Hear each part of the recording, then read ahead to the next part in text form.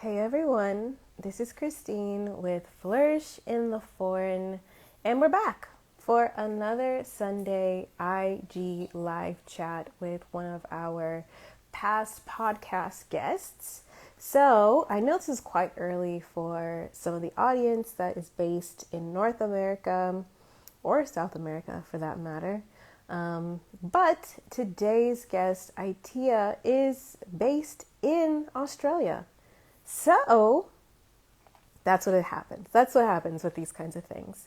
So as I'm waiting for some of you to join us and for Itia to join the live, I just want to take the time to just thank all of you amazing audience members for just always leaving like a sweet word, either via review or sending me a DM or writing me an email or anything like that. I love it. It really, really makes my day. And I just appreciate the support you all have shown me. Truly, truly, truly. Thank you, thank you, thank you. I'm going to continue to produce amazing content about Black women living and thriving abroad forever. We'll see.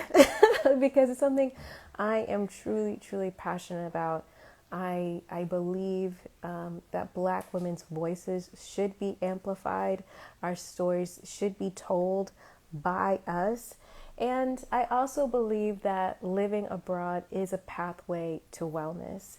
And I firmly believe that. I think the stories that my guests have shown, have shared, have really demonstrated how getting outside of, your home country has really opened up a lot of doors for them, has allowed them to be who they are, who they truly are, allowed them to explore interests and different lifestyles that just may not have been available to them in their home country.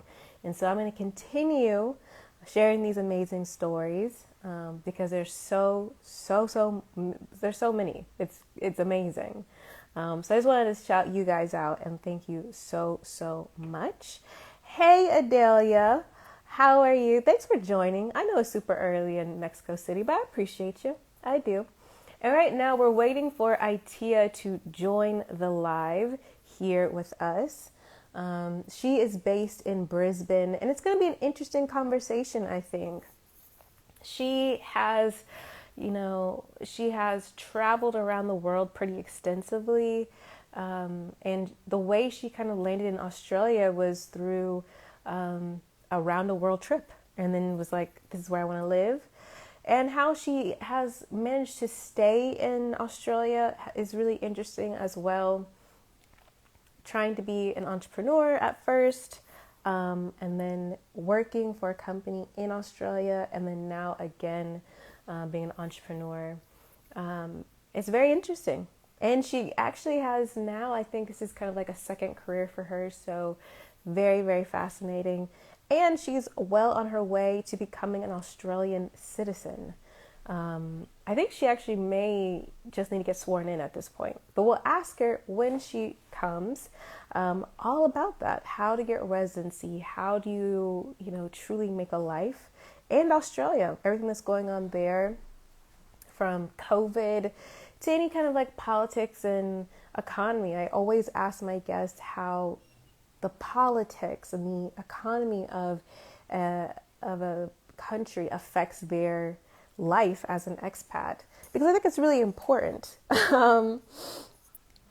Unless you're living, I don't know, with some kind of diplomatic immunity and on a compound, usually,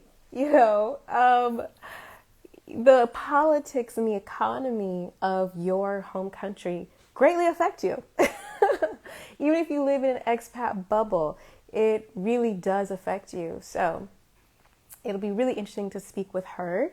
And I'm wondering if you have any questions. The Fab Life Project, thank you so much for joining. Thank you, thank you. If you could put in the comments where you're joining from, and if you have any questions either for me about the podcast or about our guest Itia when she arrives, let me know. So you can put them in the comments now. And yeah, All right. So this is actually a perfect time because I wanted to also kind of announce here, not really announce, but kind of just spitball it, put it out there. Hi, Jenkins Singleton. Thank you so much for joining. Thank you. Thank you. Thank you, Fuego369. Thank you so much for joining. Let me know where you're joining from in the comments. Tell me where you're joining from, what kind of questions you have for our guest, Itea, who is based in Australia, in Brisbane. Any questions you have for me about the podcast, of course, anything, any kind of, and also if you're not abroad, put where you want to go because you never know who else is in the live and they may be where you want to be and we can just make a connection right there. So let me know. Atlanta, Georgia. I am from Atlanta. So, hey y'all. And I live here in Spain. I live in Barcelona currently. Cape Town. Okay, Cape Town. I'm trying to think, I have a guest coming up that's based in Johannesburg. And I actually have a couple people that I know who have been in and out of Cape Town, but I don't have a recording yet of anyone based in Cape Town. Blagsit Global. Hello. Hi. If you guys haven't checked out Blagsit Global, you should definitely go ahead and do that as well. Amazing platform and podcast, so check it out. All right, so we're still waiting for the guest, Itea, who is based in Brisbane, Australia. So in the meantime, between time, let's talk shop, because I could talk clearly about anything. But I want to talk about something. Oh, Itea's aunt from New York. Hey, hi, how are you? Thanks for tuning in. I appreciate that. Thank you. So I wanted to talk right before Itea joins us. I wanted to talk about a lot of the audience is from the United States, and the United States just had a very intense election, I could say. And I think because of the way it turned out, some people who are thinking about going abroad may be putting it on pause, or maybe they feel like they have more time. And I'm not trying to be provocative or really anything. I'm just saying if you want to go abroad, if anything, if 2020 has been anything for you, you could see how life can change on a dime, how there is really no certainty. And so if you are truly wanting to go abroad, I really recommend you to continue pursuing that aggressively, because the thing about most things about going abroad is going to take longer than you think it is. It's not like, okay, I'm going to focus and I'm going to go abroad, and all of a sudden, oh my God, I'm going abroad in a month. Like, it's not happening like that. I'm sorry. It's not. I know it may feel like, oh, I have time, but the thing is like, you don't. You have to really push yourself and be aggressive. And the reason why is that, there's politics, there is corruption, there is craziness all over the world. And so I don't want you guys to center your move around like trying to escape something. I would love for you to center your move around cultivating a life well lived for you and your family. And if you frame it that way, then nothing has changed. You know what I mean? Like, you don't feel like you need to take a pause or you have time. You feel like every day I want more and better for myself or my family. I want us to live this kind of lifestyle. I want to be around this kind of culture or whatever it is. And so I'm just a big advocate. When I say living abroad as a pathway to wellness, I really mean it. It's not that living abroad is a pathway to like spa life. I mean, maybe, but what it really means is that by living abroad, you are forced to be radically present in your life. You're forced to. You're forced to think about things you don't ever think about, because everything is new and everything is different, even if you speak the same language. People's what they think is rational and logical is going to be different from you because of where you come from. And so I'm a big believer in going abroad for the cultivation of wellness. And at the root of wellness is intentionality. We need to be present in our lives. We need to consciously make decisions for ourselves. That's what living abroad does. It makes you really think about what your true values are and what you really want. You know what I'm saying? Like, what do you really want? What's really okay? Not just what you think is normal, because by going abroad, you realize that a lot of stuff you think is normal isn't normal somewhere else. It isn't, right? So I just want to just encourage you all. The election went one way, regardless of how you feel about it. If you want to go abroad, go abroad. And also note that you don't have to go abroad forever. Like, no one says renounce your citizenship. Like, no one said that. I'm a big believer for Black people, specifically Black women, to go out and see for themselves. I'm a big believer in that. I'm a big believer in going out, seeing for yourself, and making decisions for yourself. You can always come home. You really can. And since most of my audience is really based in the United States, I will say that there is an immense privilege that a lot of Americans, specifically Black Americans, don't even realize that we have until we go abroad. It is crazy. And y'all gonna be like, you don't know, and I promise you, no matter what your situation is in the United States, you will go abroad and realize, wow, like, actually, I can still make moves. It's a combination of passport privilege, and it is really a combination that we are like one of the most wealthy countries in the world, even if you don't feel wealthy. It's just true. So no one says you can't go home. You can go home. And okay? I want you to go abroad, though, and I want you to really think about that cultivation of wellness. All right, I'm going to see if Itia has joined us yet. I don't see her here.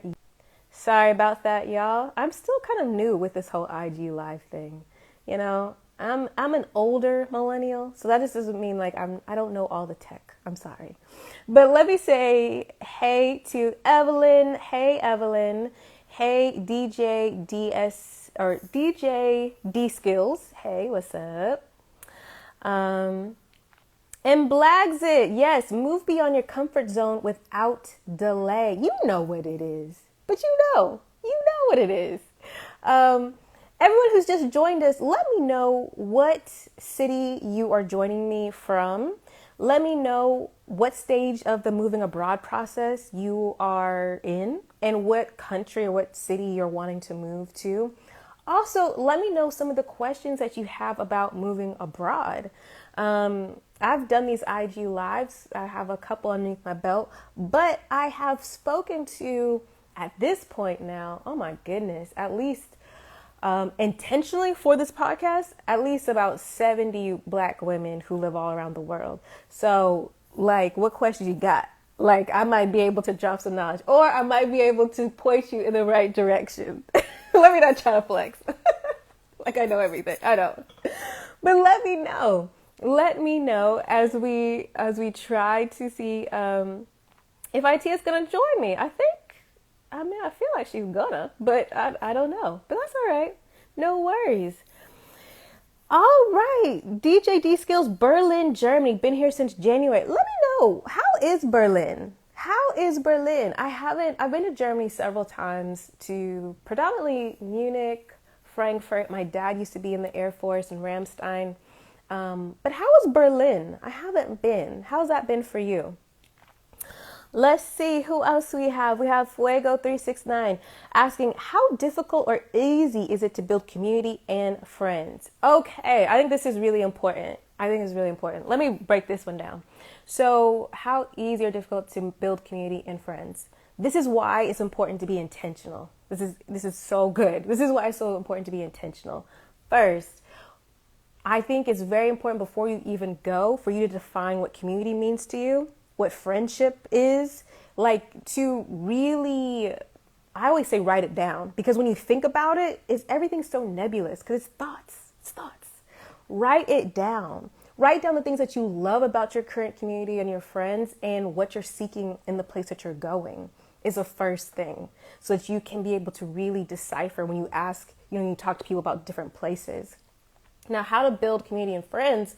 One, it would be great if you spoke the language, but depending on where you go, culture could be different. Like Germans are different than Spaniards, but also here in Spain, Catalans, I live in Catalonia, they're different than the Andaluses, in the southern part of Spain. So I would first say definitely understanding your values, what community means to you, language, but you really have to put yourself out there. You have to know that being abroad, you are uncomfortable all the time. Let me repeat that. You are uncomfortable all the time, even if you went with a buddy, even if you went with your friend, even if you know somebody. Because the thing is, even if you speak the same language, you're going to be uncomfortable because it's just not familiar. And the thing is, you have to lean into it. You have to. So you got to go out there. So what I did was, when I moved to Barcelona specifically, so I first moved to La Rioja, which was cool. I was teaching English at the time. So there was people I knew from that program. It was a small town, and that was kind of easy because it was you had some people from the program, and then also wine, because I lived in La Rioja. So it was easy to make friends. Here in Barcelona, big city, I just went and did all the things that I would do in Atlanta, period. Oh, here's Itea. Itea, come on, join the chat. You can press request. I think request to join the chat. Join, come on. But here in Barcelona, I did all the things I did in Atlanta. I went to poetry meetups that were very different than the Atlanta poetry meetups. I went to entrepreneurial meetups. I joined Girls Gone International. I went to brunches. I went to art shows. I actually hit up Las Morenas in España, which is this really great blog that talks about Black women living in Spain. And they had different groups of girls or women around Spain. I just put myself out there continuously. And there's going to be a lot of people you don't like or you don't understand, but you have to put yourself out there all the time. And put yourself out there is not for a month. Just be committed to always making plans or doing something for a whole year. I wrote you in the email, it's going to be an IG live. So join here. Remember? join here. Fun fact, I used to host poetry meetups at my wine bar, Vino Libro, in Atlanta. Really? Vino Libro. Where in Atlanta is that? Where is that? I don't know. But Itea, join us here. I'm pretty sure I wrote to you in the email that we're going to do an IG live. So come on and just join. No pasa nada. While I'm waiting for that, let's talk about having fond memories of Berlin. It's a great and fascinating city. I think so. Yes, Air Force kid. Yes.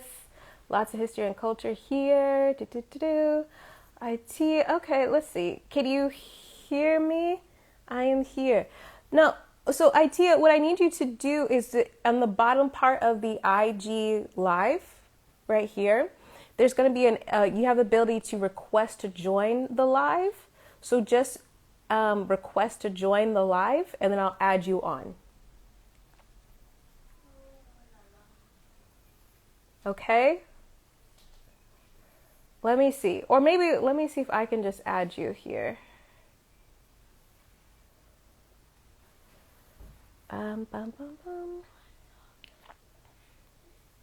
Let's see.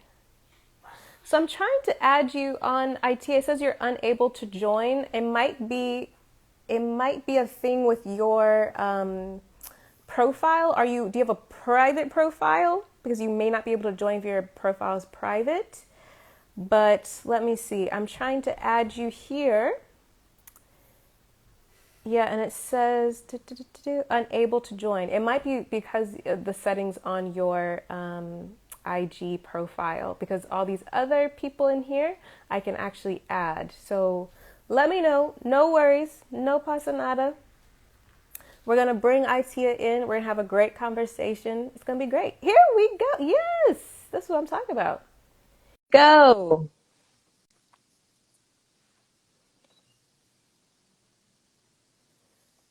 And we're connecting Let's get here. my I other think so. earbuds.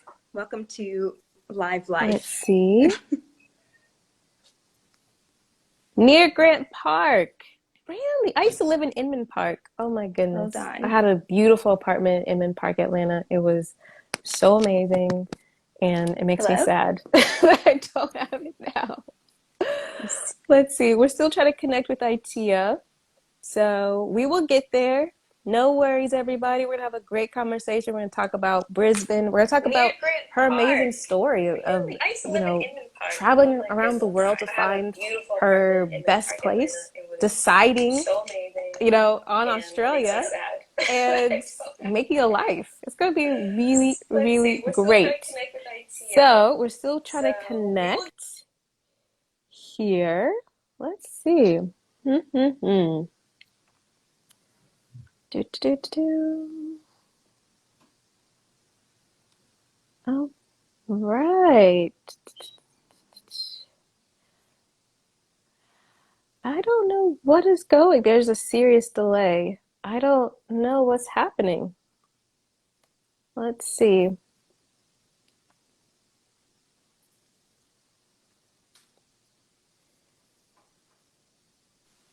Hello? Hi, how are you? OMG. What has been going on? Are you okay? I'm fine. But Okay.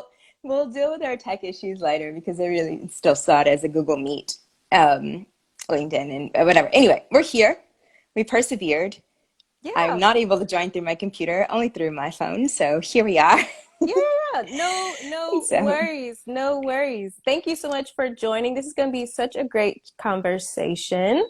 So, for everyone who hasn't listened to ITEA's episode of Flourish in the Foreign, ITEA is originally from New York, but she was based in San Francisco before she kind of made this leap abroad. And her leap abroad, I think, was definitely unusual. She went on, a round the world tour basically to decide where she wanted to live, and then she ended up in Australia. So let's talk about one, why did you want to go on the world, like around the world tour, and what were you looking for in a place when you made that decision? Because I think one of the biggest questions that people have is like, which country and how do you know? So what would you say? sure. So I'd say the reason why I definitely wanted to take a bit of a world tour to do that is that I had an initial feeling that I wanted to move to Australia. And that was pretty much like set in my mind when I went to visit and came here to visit in 2013. However, it wasn't, I just wanted to be sure about that. And I knew that when I was going to be applying for this residency, at least the working holiday visa, that once I got in, I had 1 year to be able to stay here and try it out. And I knew that Australia was really far, so I wanted to see and do as much as I could before getting here to make sure that that's definitely where I wanted to be, to go through that process. So for me, it was like, I'd say Barcelona, where you are, was like my number two. Sydney was still number one, and Amsterdam was number three. So yeah, I just wanted to be sure of that. And I guess as to what is it that kind of made me choose Australia in general is that I just like from day one when I arrived, I just when like even when I was visiting back in 2013, I had this immediate connection as if like I lived here in a past life. I don't know what it was, but it was just such a comfortable feeling. And it just was really automatic. And I had been to several countries by then. And so I had never felt as strong of a pull as I did there. And I was like, I really wanted to explore, why is it that I felt so comfortable here and so familiar with it? The weather, the vibe, and people, like just the everything that I was feeling literally from the moment that I landed in the airport and hadn't even gotten out yet. So it was such a strong pull, and I was like, I didn't want to ignore this, and that's why for me it was something that I needed to come back and really explore and give it the chance that I felt I needed. And I think we talked about it in the podcast, but what was that kind of impetus for wanting to move abroad for you? What was that? What was that thing for you? Mm. So basically, I traveled quite a bit, like I said beforehand, and it never felt like it was enough. Like every time Mm. that I was there abroad, I was just really excited and had this feeling of like, wow, like this is amazing, everything I was seeing, experiencing, and feeling. And I felt like I just connected with places really well. And I feel like that became an addiction, that feeling of being like just really wowed by a place, feeling like I feel like I'm like Dora the Explorer. I really get energy from settings. And I yeah, I think I felt like I was chasing that feeling Mm. and wanting that to be a bit more permanent. And so every time I came back from a trip, I just felt a bit depressed, like actually really depressed. And it just for me, it was like, what was that?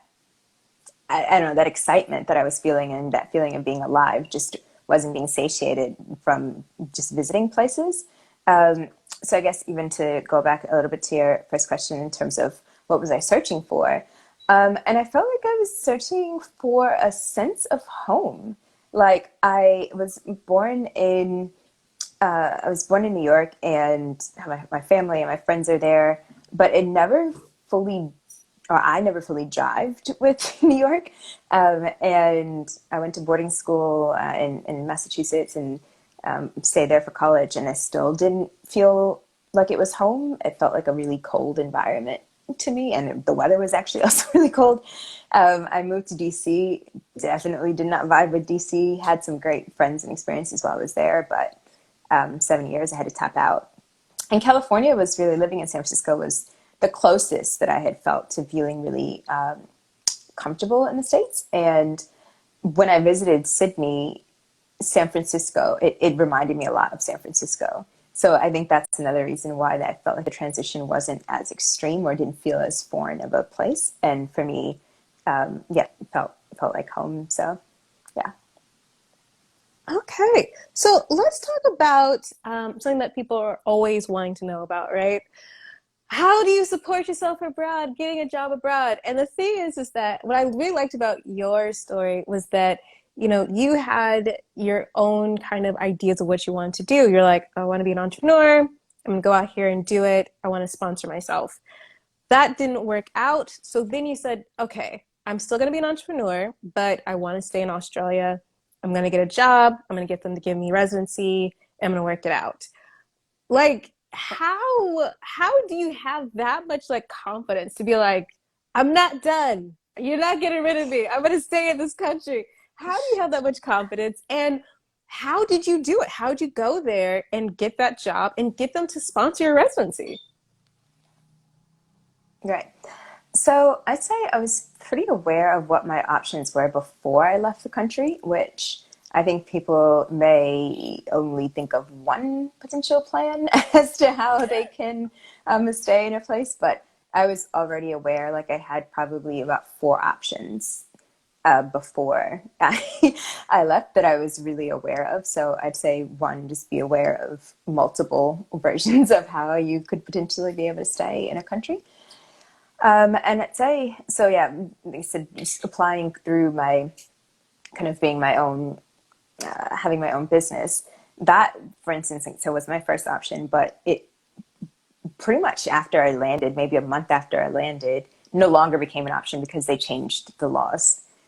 So I was like, all right, what was B? Plan B was, okay, I'm a skilled migrant. I already knew that it was what was listed as like my profession was on their skills shortage list. So Whereas I thought that I would be able to get in kind of immediately without needing to be sponsored, because I had felt like I kind of lived up to all the credentials. I came to find out that that wasn't going to be an option for me because I didn't study what had been working in for, the next number of years. So that was actually a bit of a shock for me. And so I was like, okay, we have to regroup. And really what made me continue like the charge was really a conversation that I had with my grandma Jean. And I do, mention this to her. I definitely let her know that she was a part,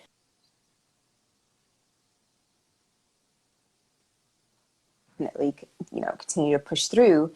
And that was because she had said to me, like one of the times I was like, in tears, crying while I was walking along beautiful Bondi Beach. And she's like, well, you can choose to, cry this out and not do much about it and end up back in the States, still probably in the same career and not be happy. Or you can push through, try harder, and get back into the construction industry. And at least you'll be doing it in Australia where you want to be. And so when she put it like that, I was like, well, that's valid. That's valid. So it's like, I just, persevered because I knew what I'd be coming back to. And I knew why I left it. And if I didn't have this kind of another, effort to really pursue and try another option, then I would pretty much end up back in the same situation that I worked so hard to get out of. And so that wasn't going to be an option either to me. So it was totally worth everything that needed to be to just make that happen. So, I mean, you got residency, and now you are well on your way to citizenship, or are you just waiting to get sworn Yes. in? Yes. Yes. So it's just that like last bit. So I'm at like 98% and I'm just waiting for the date for them to tell me when I can, do the ceremony and the oath. So uh, that was just really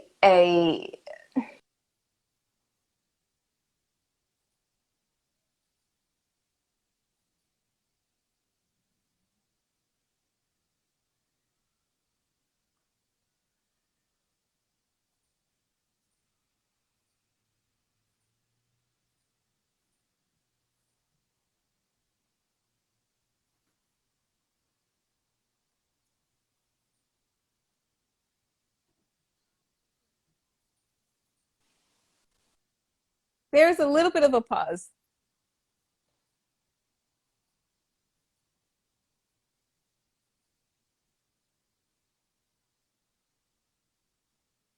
Can you hear me? You had a little bit of a pause.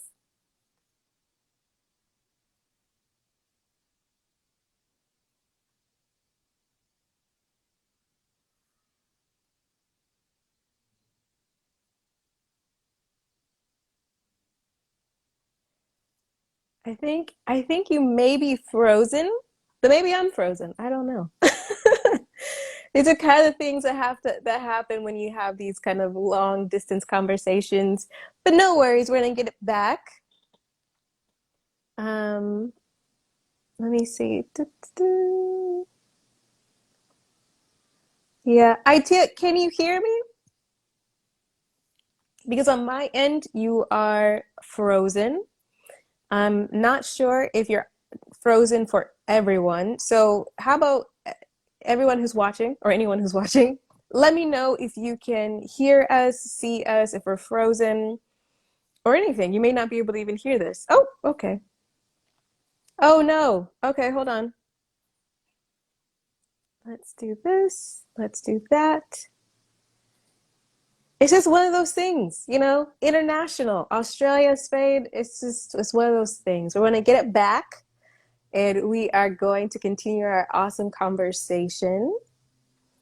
And I'm really curious. A lot of people, um, they're thinking about, okay, I want to get a visa to go and live someplace. Yay! Yes, yes, yes. So please tell us about your process of becoming a citizen, wanting to become a citizen, all those things. Yeah. So definitely process. All right. So when I decided, like, well, when I figured out that it was definitely going to be um, applying through this route of being a skilled migrant and having to be sponsored, I applied. So I already had, let's step back. I had a working holiday visa. So I was able to come into the country for a 12-month period, travel throughout and out, and can leave as freely as you'd like to. And I was able to work. So that at that point wasn't tied to any particular company. That was just something that you're allowed to do under that visa class. And then so probably about 6 months later is actually when I started applying for jobs that were open to sponsorship. And I'll say this, they don't necessarily promote that they're open to ship. So Mm.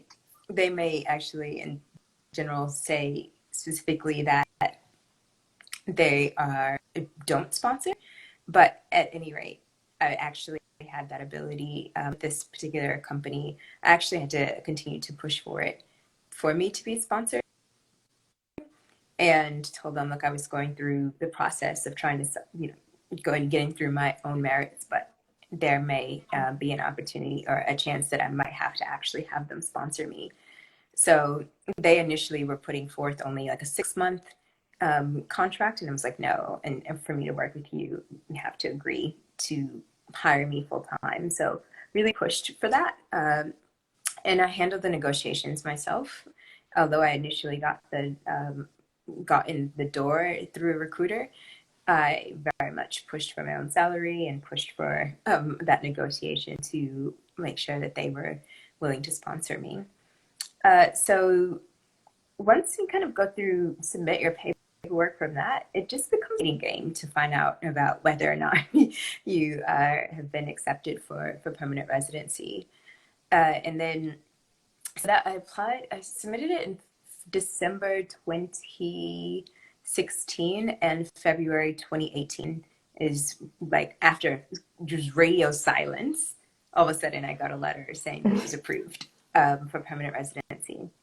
And once you get permanent residency, you're just kind of like almost yet another kind of waiting game until you have lived there enough years to be able to apply for citizenship. So that's like the shorter Mm. version of kind of all that it took to get that to come through. So, and now, except for citizenship, is also now a waiting game to be sworn in. But then you have to take a test. So even after you've applied, you have to take a written test whereby it's all about kind of the history and the laws, the structure of government and whatnot. I make sure that you are the person that you are, so it's an interview as well. And then once you sit for the test, you just kind of wait for that letter of approval, and then once again, waiting to be sworn in.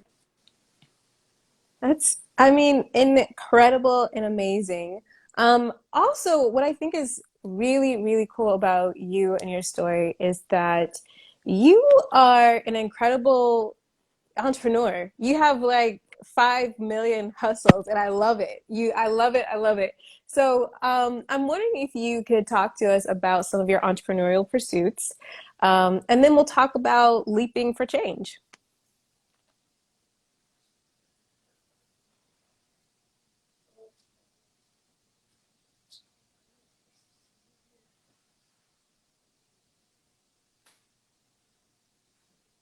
Oh, I might be frozen. Am I frozen?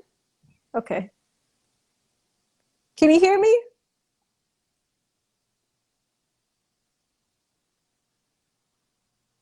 Can you hear me?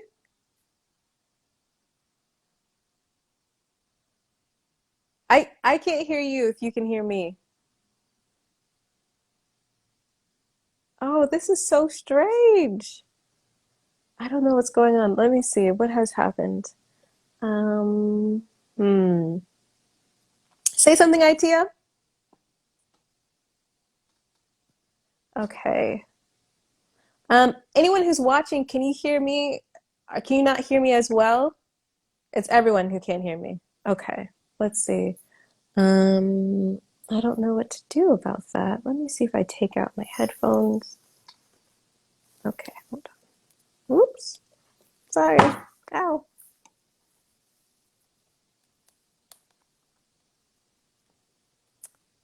Oh my goodness. Let me see if I can get this. Can you hear me now?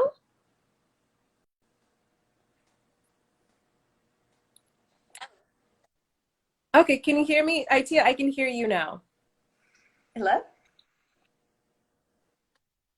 Yes. Okay, Yes. so yes. Okay, great. Hooray. Hello? Okay. You all right, Itia. So you can hear me, yes?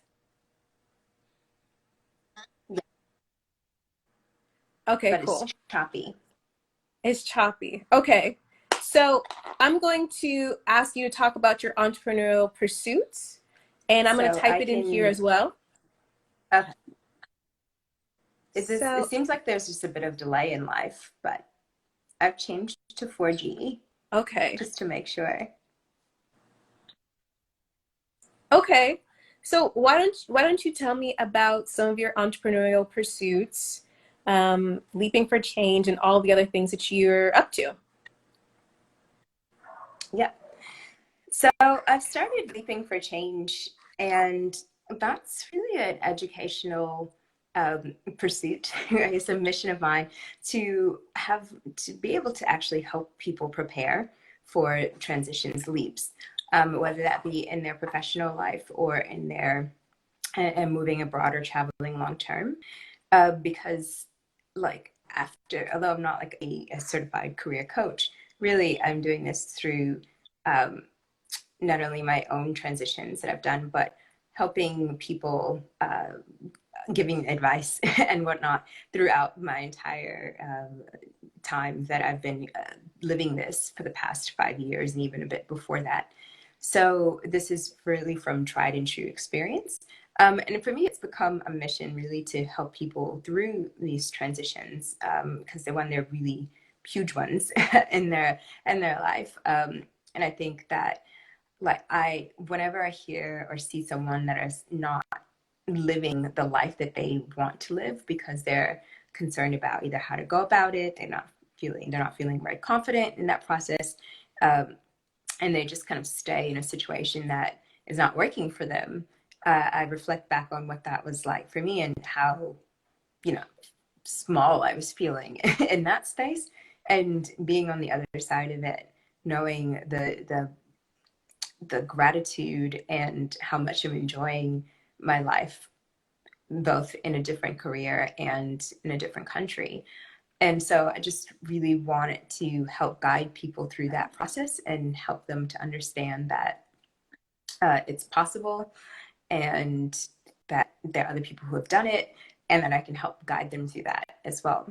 So I do have two programs, a location upgrade program and a career upgrade program to help people through those transitions, and I alternate when I offer them. So that's what has like my attention the most now, and just really helping people through those spaces. So I'd say, yeah, that's my primary focus. And being an entrepreneur, I have horizons as well, but that's just mostly in the luxury travel space as well because I just can't help myself.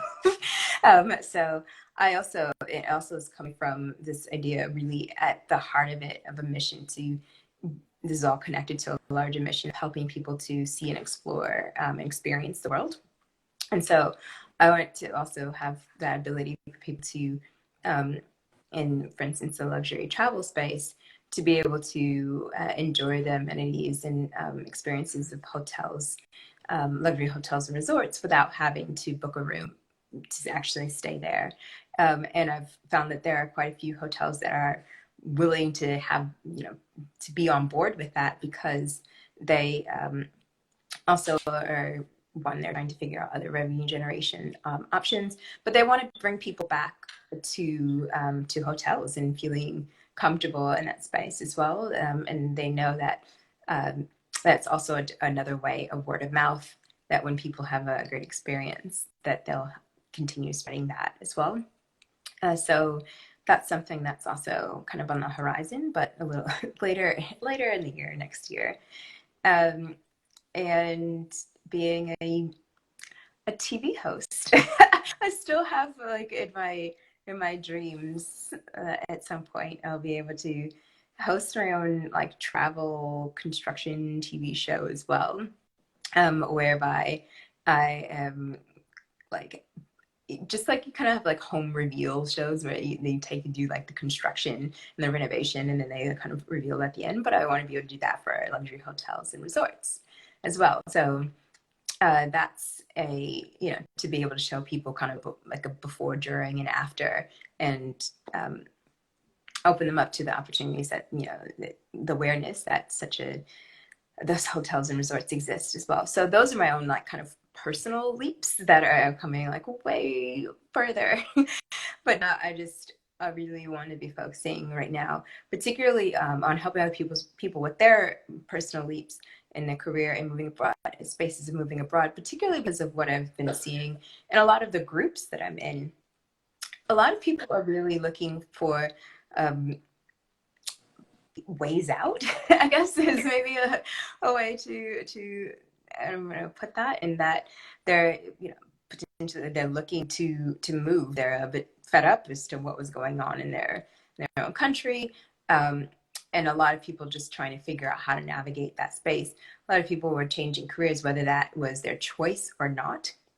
Meaning like with things were happening with COVID or things happening in the economy. So people are also finding themselves potentially having to reinvent what they had as a career in order to still be able to thrive through these moments. And so, whereas other people are like, making the actual decision that, yep, I want to do something different. And this is potentially an opportunity for me to do that timing wise. So yeah, I think that came about in terms of responding to what I was seeing literally in the market in terms of the groups that I'm involved in, and how much people were really looking for that, looking for some guidance as to how to get through the transition, both of those transitions. So, and as you had also discovered, people wanting to know what is it that, how can you get abroad, like how do you support yourself work wise, money wise, and whatnot. And so for me, very much it was my experience of moving abroad and changing careers were really intertwined.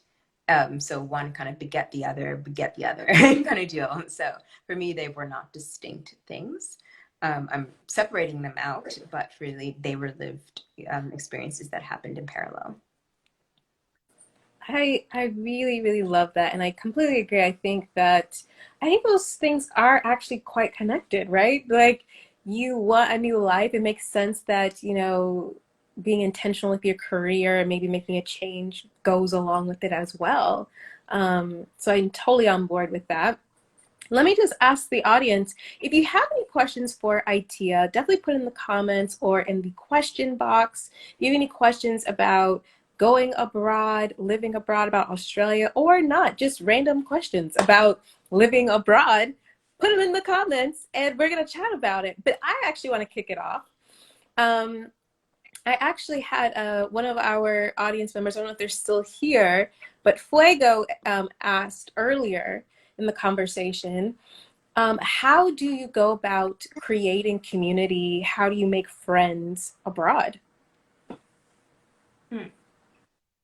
So for me, it was definitely uh, an active thing. So I guess like when I was in school or at work, you were kind of like put in these environments whereby it was easier to meet people because they were already fashioned for you.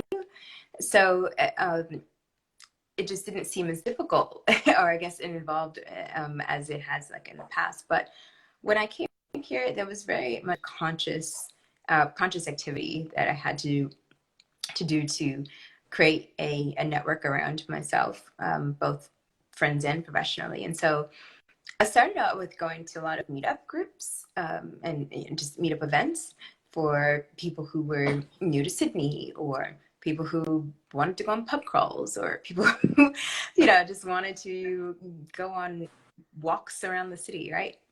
So things that I was interested in, I found meetup groups that were aligned with that, and I'd never tried meetup before.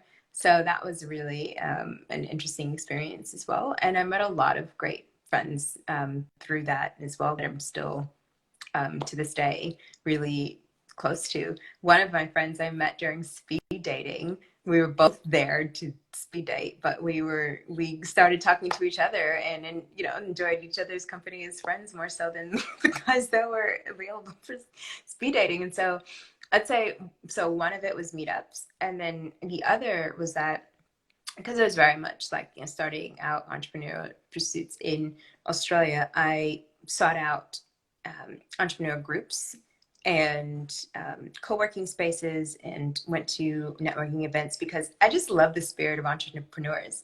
Very open, very much like, let's see what's to come. It just very inclusive, and it's not about like how long have you been there or not. Like it's just about like, let's talk about a great idea and see how we can help improve the world. And so like, that's the kind of people that I want in my life. So for me, yeah, those were the first two avenues because I didn't have a job here initially, which you know, so you normally would meet your coworkers at work. That didn't come for me until about 6 months in. So yeah, that was definitely a lot of activity to do so, because it's not really as the same here as I've come to find in the States, where you can kind of just meet people a bit randomly in like the grocery store, at a bar, and then you strike up a conversation. That doesn't happen as frequently here. I feel like people have their groups and they're kind of set already and they're not really looking for new friends. So you have to kind of just be like, hi, like, I'd like to join your circle, you know? So thankfully, like I'm a outgoing person and I'm, you know, willing to put myself out there. But yeah, I think it's a passive thing, or I didn't find it to be a passive thing when I got here.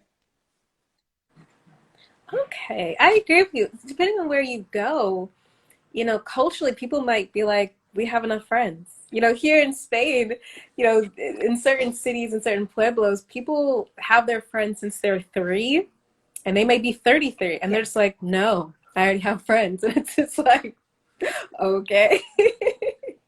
But let's get to the next question. Yeah. Adelia in Mexico City, she says, was there any concern living in Australia and travel elsewhere being expensive?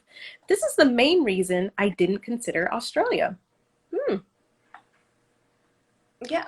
So look, like that first year, I was definitely, I did come back to the States once, but I was really settled on like being in Australia and having that experience because I knew I potentially only had 1 year if I didn't get sponsored. So for me, I wasn't trying to travel my first year. Now that I've lived there for, now I've lived here for nearly 5 years. Whenever I go, I pretty much probably leave the continent for about a month. And so, I mean, here, because I understand that it's far, it's not so such a foreign idea for people to take off a month at a time. It's very much just kind of a bit more understood as a part of the culture. And so you don't really bat an eye so much about it as like, you know, your 2 weeks that you have in the States. So I'd say I'm definitely conscious about, like, so if I'm going somewhere that's in this area, I'll go for maybe a week or two. But if I'm going overseas, I try to line it up with a couple of different stops and actually make a trip out of it. But that being said, like I see my family probably, except for COVID times, probably every 6 months. So if that's either me coming to the States or us, we met up in the Dominican Republic 1 year. And so my mom has come over and we've gone to Fiji and New Zealand and we've gone to Bali. So, I mean, there's still, I mean, yeah, I still make it work. I haven't slowed down my travel game except for COVID, but Australia didn't slow it down. Let's just say that. Um, Okay. Traveling home. Sorry. Um, I mean, so like I said, I've traveled literally still everywhere. So not just traveling to the States, but I still very much travel to um, Europe. But like I said, I travel. I tend to do it with a trip home as well. So like I'll do back to the States, but then I'll also do like 3 of those weeks in Europe and travel around there. I'll still, like, we were scheduled to go to the Maldives, but COVID canceled that for now, at least. Still travel to Asia. So I, yeah, it just hasn't slowed down my travel game, whether, no matter where it is, I guess. So to answer her question more specifically, but I'm a diehard Okay, traveler, right? So that's true. I You've been spend to how money many on countries? flights. 54, I think. So yeah, I mean, for me, that's where I spend my money. That's what I enjoy. So it's not on shoes, it's not on bags, it's on experiences, and they happen to be, well, good experiences. Like, I'm willing to spend money on it. So that's, I haven't slowed down. So, another kind of a question I like to ask kind of all the guests, because it's not just about going abroad, and because everybody can go abroad, really, but and it's not just about staying abroad, right? It's really about thriving. It's really about really creating Yeah. a life well lived. So I'm wondering, one kind of aspect of that is managing finances, financial obligations, tax exposure. How do you do that in Australia? How do you manage all of those things from the United States and Australia? Yeah. Yeah. So I'd say, like, we'll talk about finances. So, like, for me, my mom has been a saving grace for being able to have, like, because you still need a connection, I find, locally. So for me, back in the States, whereby, like, she opens my mail, if I need, something sent via her, like, she will, go and do that for me.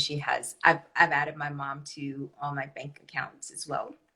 So she has the ability to maneuver things from the States as well on my behalf, and in Australia too. So that was really definitely key. Look, you can try to have, like, VPNs and whatnot, but ultimately, I think it's still helpful to have someone, like, on the ground. As far as taxes, I still, have to do my taxes for the US as well, but it works like there's a reciprocal relationship between Australia and the States. So basically, you can make up to a certain amount abroad, like here in Australia, and it's fine before you'd actually have to start paying taxes for anything above that amount in the States. So yeah, but yeah, I have a someone who does my taxes here in Australia. So she does my Australian taxes and American taxes. So that's really easy because she knows what she, has done for one country, and she can definitely, just, like, push that over and do the same for the other country. So that's been helpful. Um, and like I said, I am back in probably at least once a year. So anything that's really major, I try to line that up, not once or twice a year, to make an actual appearance. But I literally have, like, this dual lifestyle going on, in that I have, like, credit cards and, and debit cards and a driver's license for the US, and like, keys and a SIM card. Like, I have my American life, and I have that, like, as a duplicate for my Australian life. So yeah, I don't necessarily feel like I have one foot squarely in either. I feel like I'm still in both for my, business life stuff, I guess. Okay, okay. All right, we're starting to wrap up the hour, and I'm not sure if Instagram's going to kick us off, but let's go a little bit longer. I wanted to ask everyone again, if you have any questions for Itea about, one, her company Leaping for Change, and how she can help you leap and take that leap career-wise or moving abroad, put them in the comment section or in the question box. If you have any questions about world travel, she's your girl. 54 countries or 57 countries, like, she's your girl. If you have any questions about living in Australia, Brisbane, go ahead. drop these questions, y'all. If not, I'm gonna have this question, and then I think we may wrap it up. So, my question to you, Itia, is something that I mentioned earlier on in the live, which was, we just had an election in the United States. For most of the people who listen to the podcast are Americans. And because of the way the election went, some people are like, okay, I don't necessarily have to move abroad right now. And I have I have an opinion on that kind of mentality. But I was wondering, what is your opinion on like moving abroad and the intention around moving abroad? What do you recommend people who are thinking about it? How should they organize themselves and their mentality about going abroad? Yeah, yeah. So I've been seeing just in the groups that I've been in, there is like two things that I see going on. There's like a I'm fleeing sense of Mm-hmm. urgency that's around that, and it's a very so in that way a very emotional, um, charged, I guess, decision making. Um, and I mean, granted, I have been out of the country for 5 years, and so my reasoning for moving wasn't couched in feeling like I couldn't live what was home to me. So I didn't Mm-hmm. have that type of urgency or that type of pull as the reason as to why, which so it wasn't that sense of, I mean, desperation isn't quite the word that I want to use, but I mean, it wasn't that sense of urgency. It was a very different type of reasoning. Um, so I'd say if they can, as well as I'm also seeing people like wanting to go, particularly in um, community of like a black sit community that I'm seeing, people wanting to go to somewhere where there's like no racism, like ever, like doesn't exist. And I was like, potential, you can try to find that. I don't want to completely burst your bubble, but look, you're going to find people, you know, potentially find people in any country, and it's not that the whole country is deemed in a certain way, but you potentially find some individuals. So look, I'd say maybe take a pause, and really think about like what is it that you'd actually want as a life goal, right? So like, because the worst thing you can do is jump to another country without having actually thought about what is it that you want out of that experience. What is it that you're actually trying to leave behind in your experience, um, as well. And so I really, people, when I work with people, I ask them to get really quite clear on things like, are you willing to learn another language? Are you willing to, be in a time zone that is completely opposite, of, what you're used to being in?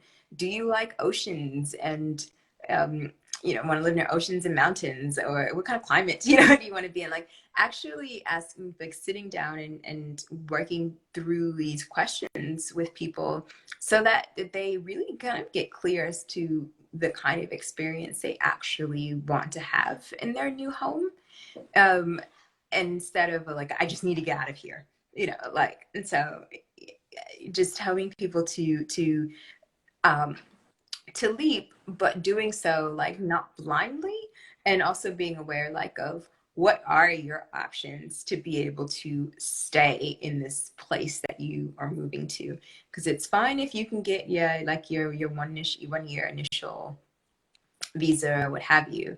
But like I said, I had, in my mind, I knew of about 3 to 4 different routes I could go if the first one didn't work out. So it is a process. Like, not to say that it just, needs to be like you need to have like definitely 6 months before you can plan to do something like this. However, like it definitely takes, like, there's two parts that's going on. Like, you have to wrap up your life where you are living, but then you also have to set the stage for where you're going. and that has to happen simultaneously. And so I don't know whether people like, are just, it's just coming into that, I guess, with wide eyes, open eyes of understanding that um, there's two halves into that as well. So yeah, I'd say, and also for me, it's really important to have a bit of that financial cushion. And so that I didn't feel like I was scrambling to that I needed to take any job that came across, and that I just needed to live like just anywhere. So I very much focused on living on saving, living on less of my income, and starting to put myself in a position that um, I didn't have to live my life in the same expensive way, I guess, that I was living it in San Francisco, right? Like, so just toning that down and getting prepared. Um, I remember there was someone who, when I was buying my house in DC, like the realtors that I was working with, they were like, like try to live on what your new mortgage payment would be, like live your lifestyle on what your new mortgage payment is going to be for about a 6-month period. See if you feel comfortable with that before you buy your house. And Mm. so I was just like, all right. And so I kind of take that mindset as well, because I'm like, okay, what do I need to do to help create a nest egg for myself that I can tighten up for a little bit, because I may not be aware as to the next time that I can um, fully resume my life, and in the way that I'm kind of used to living it. So I guess to summarize, I'd say pause one, to think about the things that will really um, like allow you to live the lifestyle that you actually want to live, and try to evaluate those countries against that, and know several options of how you would be able to stay. And do understand, like I said, that there's two halves of that: wrapping up and planning for your new situation, your new lifestyle abroad, and try to have some kind of financial cushion, or at least try to put yourself in that mindset that you might need to tighten up for a little bit.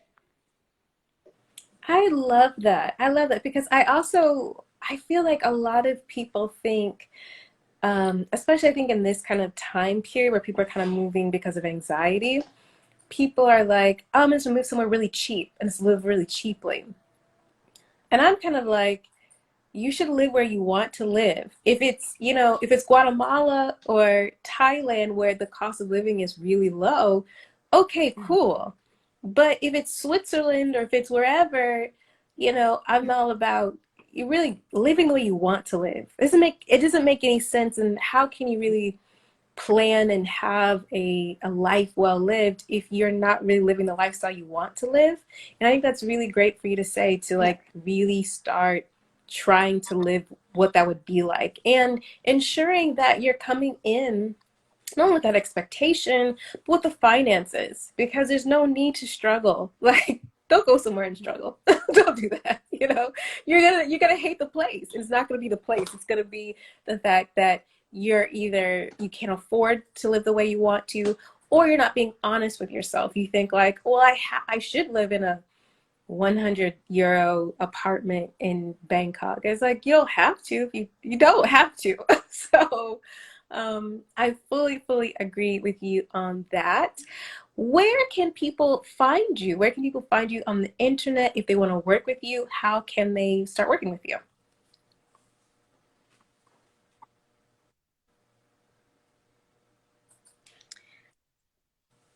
yeah. So you can find me a couple of places. so so I'm on Instagram here at ITO Thomas. I can also have Leaping for Change is both a Facebook page, like public page, and also a Facebook group, and we can put links into that as well. And so, yeah, I find myself really most active on Facebook, though I'm trying to be more active on Instagram, and on LinkedIn. So you'll see me, you'll see me there as well, which I definitely, welcome people adding me to LinkedIn as well. So yeah, you'll see the the career side of the leaps stuff, and you'll see more of the moving abroad side is more on Facebook side. But at any rate, I do interweave both in there as well. So and really, I also have a newsletter as well, so people want to join that, and that's where I am sharing about my transitions, how I'm helping people to leap, and any kind of helpful information in between enrollments for the programs. Awesome, awesome, awesome. Thank you so much, Itia. I'm so glad we worked out the technical difficulties. It is what it is. I'm in Spain, you're in Australia, but we worked it out, and I just appreciate you so much for one being a fantastic guest on the podcast. Thank you so much for not only doing this IG live, but I see you on Facebook, and I feel like you're always just available to give information, and you're an amazing resource, and you're patient. I think more patient than I am. Sometimes some of these questions that come up on Facebook. So thank you so, so much about really, because it's about community, and it's about, helping each other. And I just commend you for that. So thank you so, so much.